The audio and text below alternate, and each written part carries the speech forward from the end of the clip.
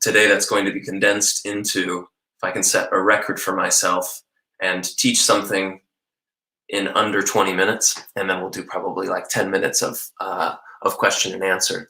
If this is your first time joining, the members of Snarky Puppy have been hosting classes, as I said, for the last 2 months. Normally we have a member of the band teaching something that they feel passionate about, whether it's imposing bebop over modern chord progressions, or composition, or songwriting, which is composition, also known as, or orchestral arranging, or chord voicings, whatever. We've done a lot of different classes on a lot of different things.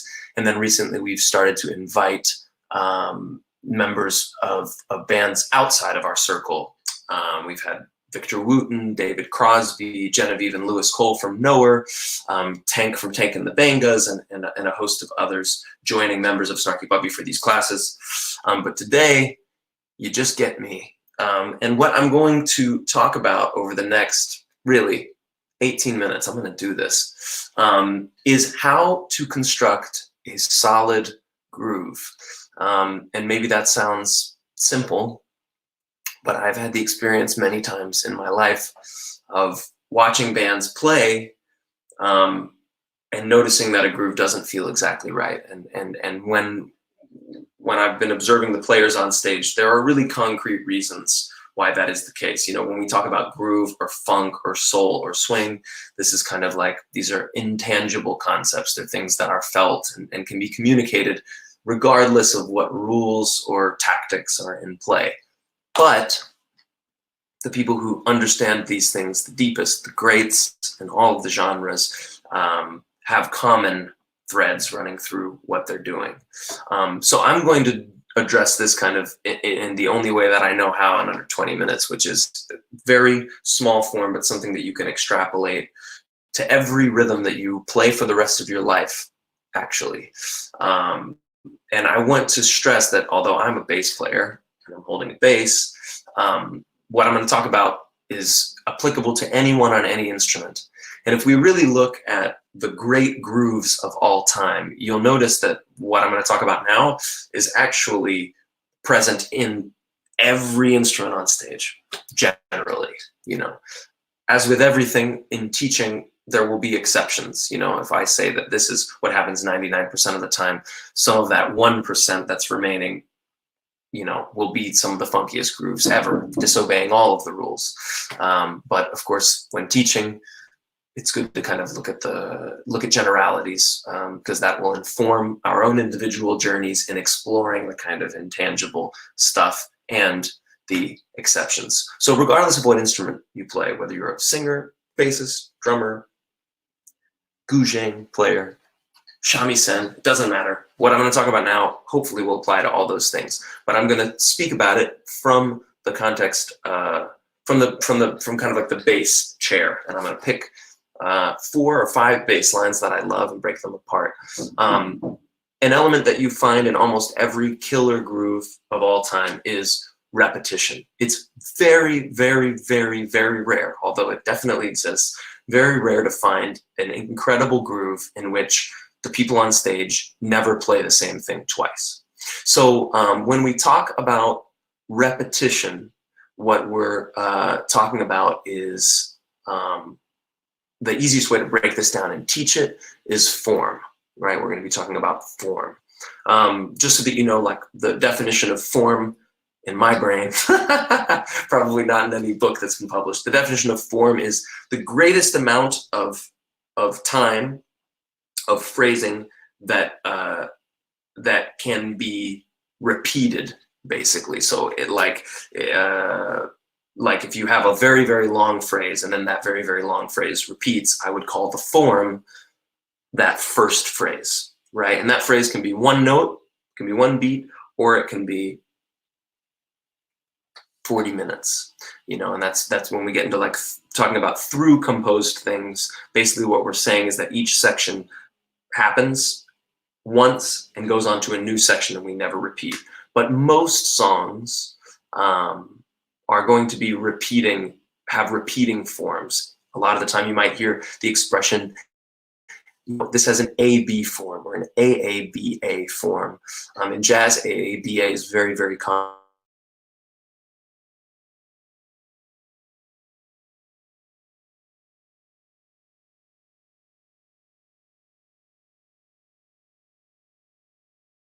I have this giant nail on my index finger for playing another instrument. So at least 50% of the notes that I play are going to sound unideal. So the first groove that I'm going to analyze is a groove that probably everybody is familiar with. It's this. I'm sure you'll recognize it. 1, 2, 3, 4.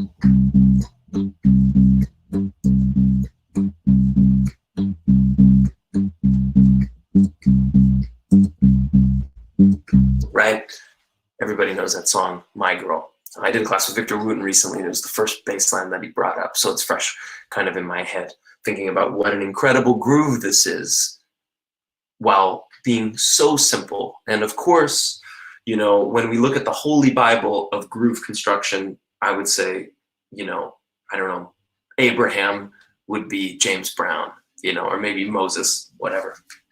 You know, that this band had the absolute most incredible way of putting together grooves. And although when you listen, it feels full and rich and funky and robust and deep, the truth is that most people are playing a very, very simple part. Most of the people on stage are playing something very sparse and very simple. It's the interconnectivity of the bass line with the guitar 1, with guitar 2, with drummer 1, with drummer 2, with the horns that makes the groove so deep.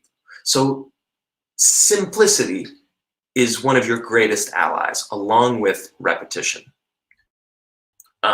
So this bass line, 3, 4. It's very simple. It's not particularly spacious, but it is very simple. I'm going to call this in terms of form. Remember, we're talking about the greatest amount of time that we can identify as repeating. I would call this bass line an A bass line because there's just one phrase, which is, and that happens over and over again, right? This groove is beautiful. It's beautiful, it's simple, it's deep. Now, the next groove that I want to check out is an example of an A-B bass line, right? So A-B means that we introduce a phrase, right? And then the next phrase has something different about it. It could be an added note, it could be a removed note, it could be a rhythm moved forward, it could be a rhythm moved backward. Just anything that makes the groove different. So one of my favorite and one of the funkiest grooves I think I've ever heard in my life is Prince's Sign of the Times. I don't even know what key it's in, but I'm going to play it in E because that's low and I'm a bass player. So this groove, which I love a lot of things about it, but let's check it out. So 1, 2, 3, 4, 1. 1. 1. 1. 1, 2, 3, 4, 1.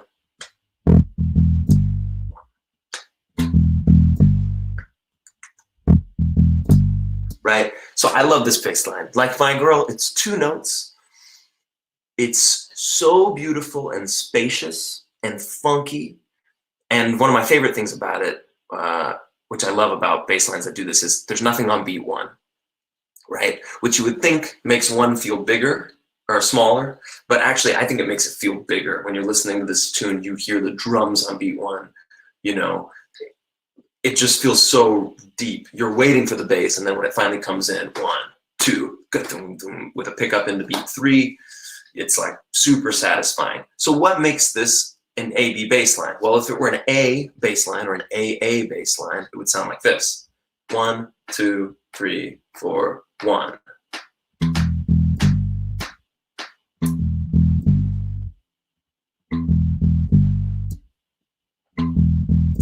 Right? So an identical phrase repeating over and over again. But check out what it really is. 3, 4, 1, 2.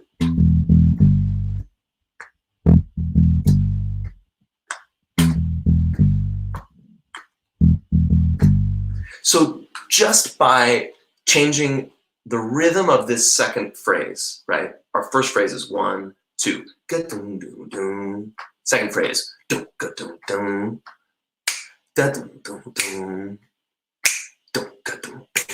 right? So just by changing this phrase, we've removed this high E, right? Which was here. And now we're just playing that low E string with a different rhythm. Effectively, what we've done by doing that is we've doubled the length of our bass line, right? It's like the greatest amount of space, our form, right? The greatest amount of space that we can identify as repeating is now twice as long as if we were just doing ga-doom-doom-doom, ga-doom-doom-doom. So this A-B thing is very common in bass line. It's probably most identifiable in this bass line, which of course you'll recognize. I'll play an E since we're in E. 2, 3, 4.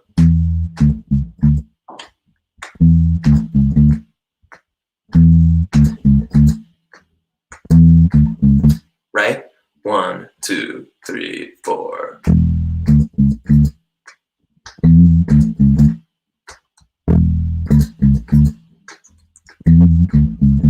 Which is, of course, Go the Funk, right? We Want the Funk by Parliament, George Clinton.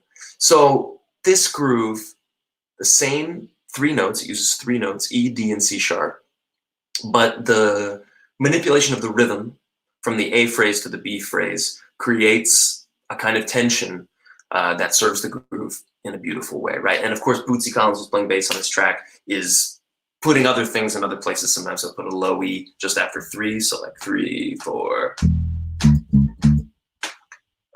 3, 4, 1. Right?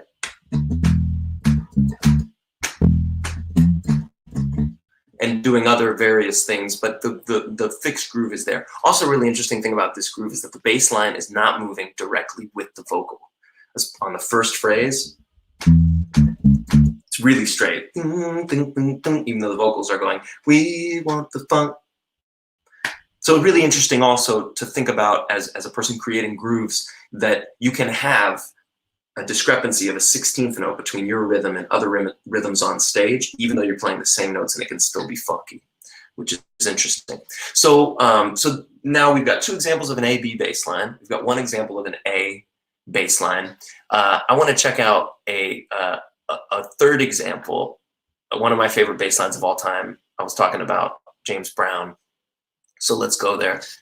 The bass line for the song The Payback, right? Which is this, now in B flat, not an E. So when the groove finally comes in, the main groove, 1, 2, 3, 4.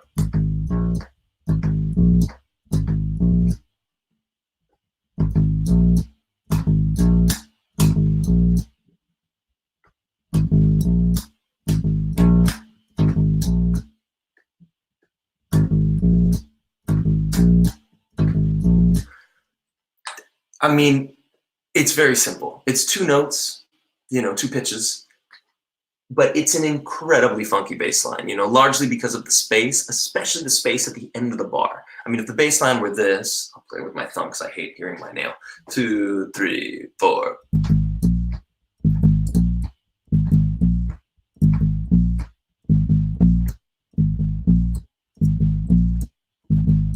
To me, this is like 30% as funky as this. 3, 4.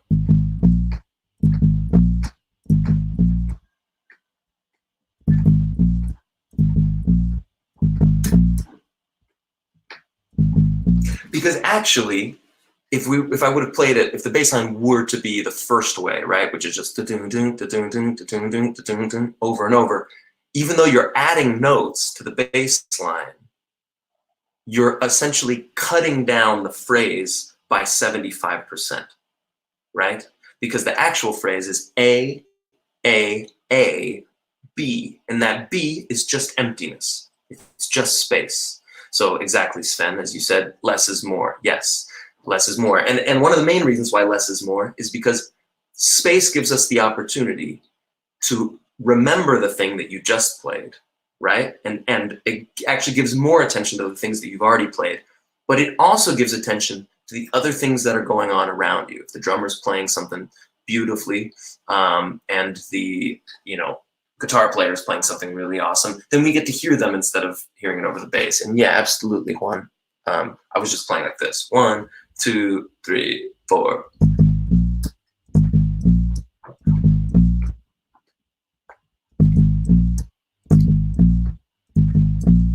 So just with the thumb.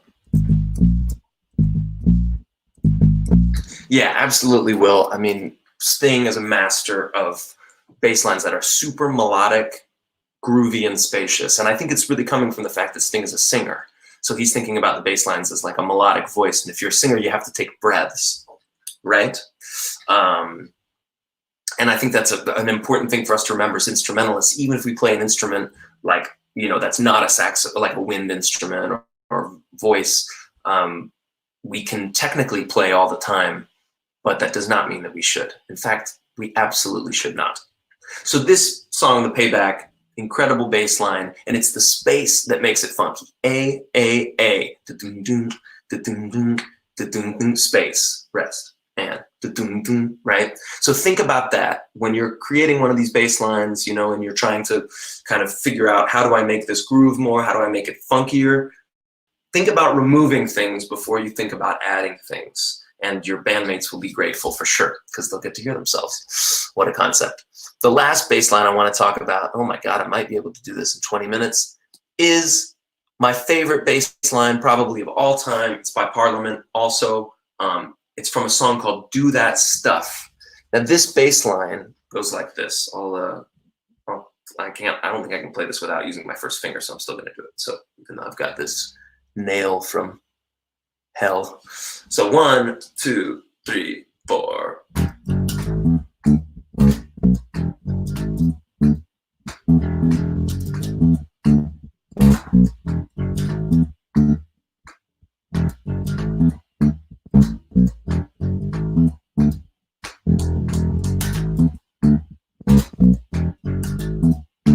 Right? So 3, 4. Do do do do do do do do do do do do. Say go do go do go do do do do do do do do. That's the bass line.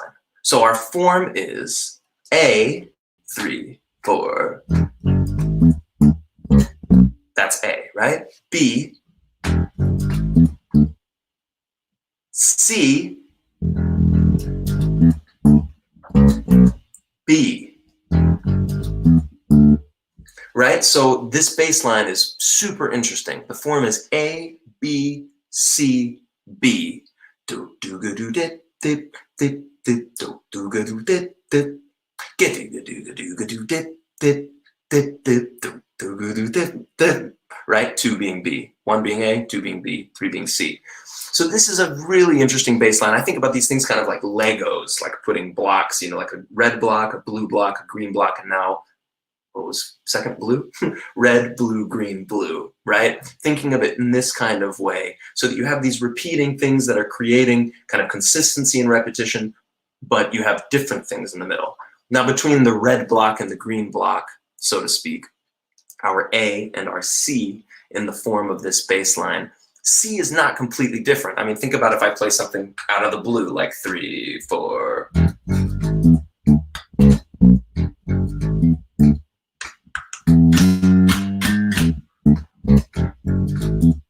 It's really not cool, right? The thing that makes the C so cool is that it's a variation on A, which is the third point that I want to emphasize. You know what I mean?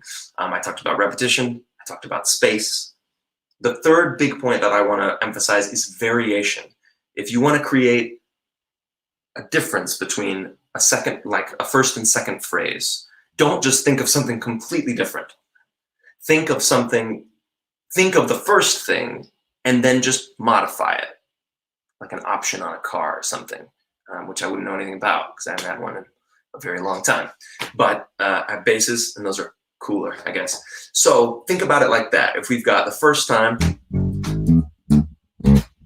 this, when that phrase repeats with a variation, it's 1, 2, 3, 4. right? And the thing that's so amazing to me about this C, I know I didn't make 20 minutes, 21 minutes. I knew it wasn't possible. The thing that's amazing about this C is listen to the difference. If we forget the little pickups going into it, check out the difference. Here's A, here's B. So it's the same notes and the same rhythm except for one note, the C sharp, being placed 1/16th note later. But it makes such a big difference. Check it out. I'll just play A and C together.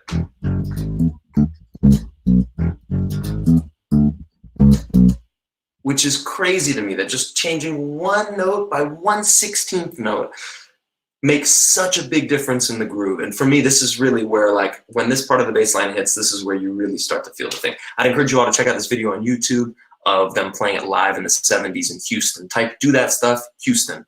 It'll come up. It's unbelievable. So I failed. I did this in 22 minutes, not 20 minutes. But before I open up this thing for about 7 minutes of questions, I want to take one of these bass lines. Mike Pascal just asked, do you ever modify on stage like an old tune? Absolutely. My rule for modifying this stuff for any groove, whether it's my groove, a Snarky Puppy song, an old Motown classic, whatever, my rule is that you can always change a bass line as long as by changing that bass line, the people around you do not have to change what they're playing to make your new bass line feel good. So basically, that's a complicated way of saying no one around you should have to change to accommodate you. Your bass line has to fit kind of fit in the same box and check all the same kind of boxes that the original bass line fits. So I'm going to leave that there. I'm going to open it up for questions. Let's do this. We've got 7 minutes. I'm going to invite someone on the screen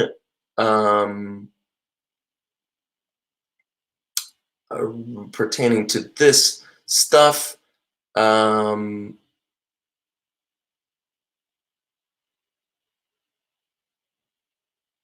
Okay, I'm going to answer Laban's question because I think this relates quite a bit to what I was talking about. And before I do, as we're waiting for him to come on screen, I want to emphasize that the thing that I've been talking about applies to guitar players, drummers, everything. If you really analyze deep grooves, especially from James Brown or Parliament, you'll notice that these people are playing very specific rhythms with very specific phrasing, and they are repeating a lot. And if we think about where, you know, all the examples I gave you are from American music, right? And if we think about where American music comes from a rhythmic perspective, it's coming via Africa. And if we look at African music, you're going to see in so many ways that groove is really about trance. And you don't achieve trance without repetition, you know? So I think looking back can be highly kind of instructive and informative for us in that kind of way. What's up, Laban? Good to see you, man. What's happening? Good to see you.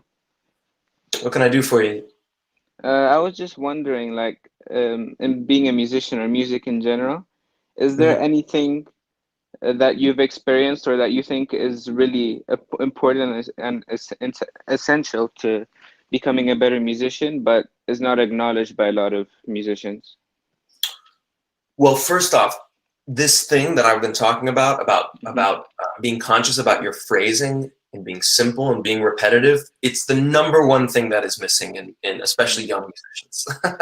But not exclusively young musicians, but it's really like a I don't want to use the word pandemic, but it's a thing commonly found in young musicians that people don't want to repeat because they find it unstimulating or uninteresting. They want to explore, which is fantastic, but not at the expense of the music.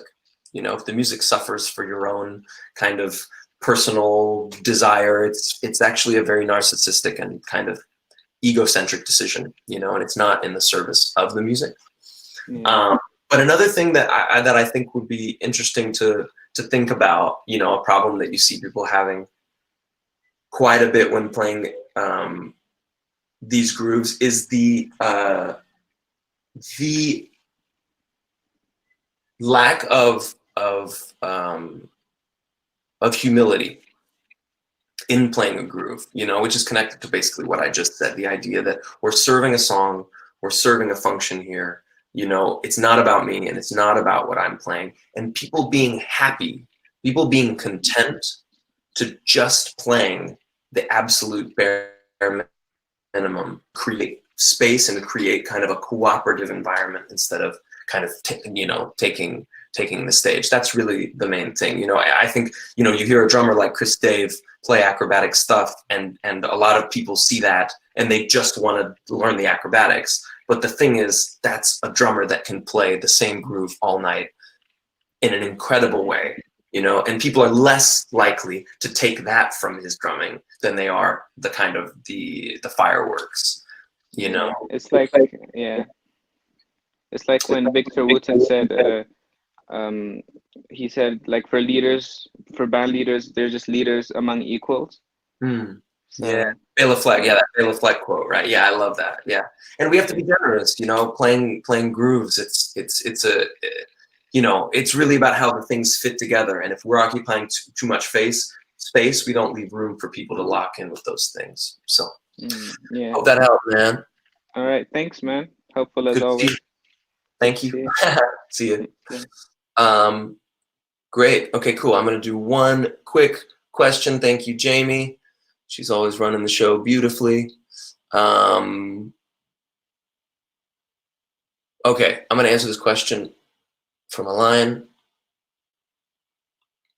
And in the meantime, I'm going to hit one more. Felipe asked, when I was studying at North Texas and practicing between 8 and 12 hours a day, what was I mainly focused on? Practice, studying, and learning. I was doing a combination of things every day, and this is something I'd recommend to all of you out there. Create a healthy diet in your practice routine and start with the not fun stuff. I do this with my daily schedule too. I try to start with the things that I know that later in the day I'm not going to be excited about doing, you know, exercise, stretching, Duolingo, you know, technique exercises, this kind of stuff. When you're creating your practice exercise or your practice routine, start with like the really boring, monotonous technical stuff and save the creative stuff, save playing along with records and all that stuff for the end. And make sure that you're doing transcription, which doesn't necessarily mean writing it out, but just learning what people have played and playing it exactly. Make sure you're always doing transcription, play along, technique, and creative exercises, improvisation, and things to expand your creativity. I think if you do that in every practice session, you'll be cool. What's up, Alain? How are you, man? Hey, Michael. What's up? Doesn't have a lot to do now that I think about it, but is there anything you think is quick or easy to learn and has had an impact on your development as a musician? Like early on, if you would have learned something that if you memorize this or practice this other thing, it would have made everything much easier. Absolutely. My English teacher in 7th grade, Miss McCunney, told everyone in the class, we were learning grammar, and she said, correct answers are not enough. You must master the material. Okay. I learned that when I was in 7th grade, but I didn't learn it until later. You know what I mean? I heard it, but I didn't learn it. And what she was basically saying is that being able to play something correctly or being able to recognize something is not enough, because the weaker that it is kind of ingrained in your head, the easier it will leave, and actually the less avenues that piece of information will be able to take you down, right? If I learn a bass line and I can only play it like 4 out of 10 times correctly at the tempo that it's been recorded, in 5 years, if someone calls that bass line, at the very best, I'll play it correctly 40% of the time, assuming they're playing it at tempo or below. Now, if I really master the material, if I really learn that bass line, and I'm like, oh, I'm having a problem with my fingering there, like, what's that problem? And I resolve that problem. That's a problem that will never come back ever again for the rest of my life. Starting a phrase on an upbeat with my second finger, for example, if that's the problem, which Do That Stuff has. It starts with the second finger. My instinct is to play it with the first. So if I have that problem, I resolve it. I'll never have a problem ever again starting a phrase on an upbeat with my second finger, right? So if I master that tiny piece of material, and then I master the larger piece of material, right, which is the bass line, if I'm able to play it 40 BPM faster right, than it was recorded. And I'm getting it right 29 out of 30 times in a row when I play it, I would consider that material mastered. You know, a good way to do it is also just to play it for 10 minutes, play it for 20 minutes, set a timer and play it. But don't tune out, stay focused on it, you know, but be relaxed and do that. That kind of practicing is very different from like, oh, what's this bass line? Okay, I got it. It's cool. Spending 30 minutes, 45 minutes, an hour, maybe just even 10, and really getting to the point where you have like flexibility with the bass line. You haven't just learned the ability, gained the ability to play that bass line. You've gained the ability to play any bass line like that and any other bass line that requires those skills that you're having problems with, for example, the fingering, right? Or playing at different tempos, or you're like learning every single little thing that you learn when you're practicing, you're actually learning like multiple things. And that's kind of the beauty of the practice room, is that everything that you learn, that you master, stays there for the rest of your life, and you can apply it to basically every musical situation. The thing I was just talking about bass lines, I wasn't talking about bass lines, I'm talking about phrasing, right? And creating parts that can connect. That's something that when I really began to master, I mean, I'm not a master of anything, but when I began to master that concept, at least in my mind, you know, of like, oh, right, okay, space, A, B, A, B, A, B, C, A. It's something that now I apply to everything. I apply it when I'm composing, when I'm writing a melody, like, ooh, something's not right about that melody. Right, it's because I'm repeating the same phrase too many times. I should change a rhythm here. I should change a note here. I should blah, blah, blah, blah, blah. And you begin to kind of swim in this world of phrasing, and it never leaves, whether you're composing, arranging, producing, making beats, you know, like really the baddest stuff you've ever heard Timbaland do. Like, check out the phrasing. It's amazing. You know, anyone, Skrillex, whatever, you know, anybody. There's all, the phrasing is in everything. It's in the way we speak and everything. So I wish I would have, in general, mastered material earlier instead of just kind of checking the box. Okay, I can play that bass line once. You know, now when I practice, it's not about how much ground I'm covering. It's about how deep into the ground I'm going. You know what I mean? All right. Sweet. Thanks, Michael. Hope that helps, man. See you later. So, wow, 33 minutes. I can't believe we did that fast. Thank you very much to everyone who tuned in, people around the world. Our questions came from, I believe, Ethiopia and Mexico. Very, very cool to have such a wide variety of people from a wide variety of places. To all of you who have been tuning into our classes, thank you very much for supporting us. As you know or may not know, the entry to all of our classes is on a donation basis. We understand that everyone is having a hard time right now, and people are being affected in different kinds of ways. So anything between $1 and $100 is accepted and goes directly to the artists. We have a class highlight stream that you can view for free. I think it's like an hour long. So we picked little segments from the classes that we've given, like a highlight reel that you can check out totally for free. That's on Crowdcast, this platform that we're using. Any class that we've given in the past is available for replay on demand. Like I said, we've done stuff with David Crosby, Noah, Victor Wooten, Tank and the Bangas, Antonio Sanchez, Chris Potter, Wayne Krantz, too many, Leanne Lahavas, too many names to mention. You can go back and check any of those out on demand with the same donation basis. We've got some new interesting things coming up going forward. We are doing 2 classes a week now. As the world is starting to slowly try to return to normal, we're doing Wednesdays and Fridays, 3 p.m. Eastern time in the US, which is 9 p.m. for me in Spain. For those of you in well, depends where you are. And we are starting a new thing, a Songwriting Circle on Saturdays at 3 p.m. This is where we invite 3 different songwriters in a variety of genres. We have a host from Snarky Puppy, and each songwriter will play one tune of theirs until the background behind it. It's a common kind of thing in Nashville. I think that's where it comes from.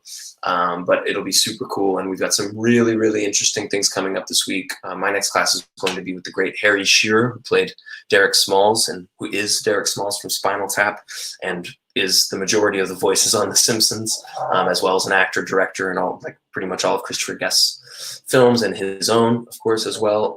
We've got some super cool classes coming up. Just check them all out.